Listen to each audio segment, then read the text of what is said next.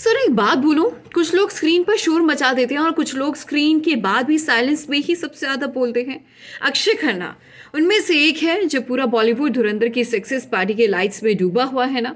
Flash bulbs, interviews, reels, trend list, तब अक्षय खन्ना भीड़ से दूर अलीबाग के समंदर के पास अपने बंगलों में शांति के साथ बैठा हुआ है।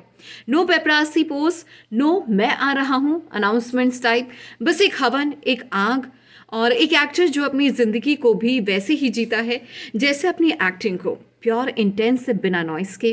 और हाँ, ये कोई रैंडम पूजा नहीं थी, ये था वास्तु शांति हवन। जैसे वो कह रहा हो, फिल्म ने काम कर दिया, अब मन को भी बैलेंस चाहिए। एक छोटी सी रिपोर्ट, लेकिन उसके पीछे का इमोशन काफी गहरा है।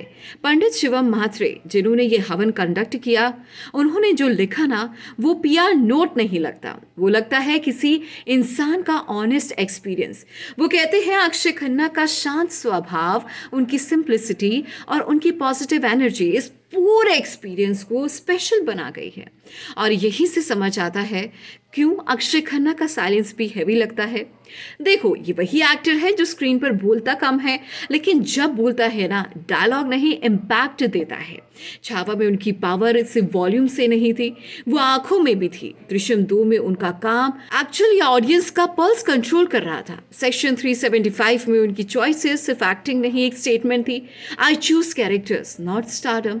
और अब धुरंधर, रहमान डकैत, नाम सुनते ही एक रॉ इमेज आती है ना दिमाग में।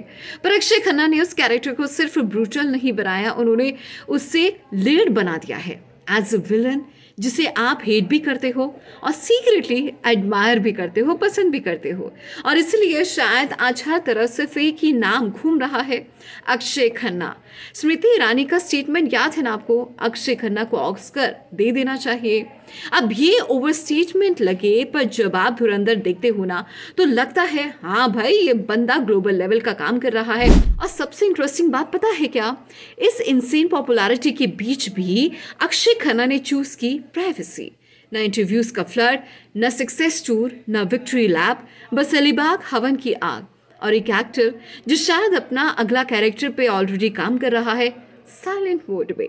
धुरंधर वैसे भी कोई छोटी फिल्म नहीं है। आदित्य धार का डायरेक्शन, रणवीर सिंह का मैडनेस, संजय दत्त का वेट, आर माधवन का इंटेलेक्ट, अर्जुन रामपाल का प्रेजेंस और सारा अर्जुन का मैच्योर परफॉर्मेंस, और फिर 500 crore plus world wide collection.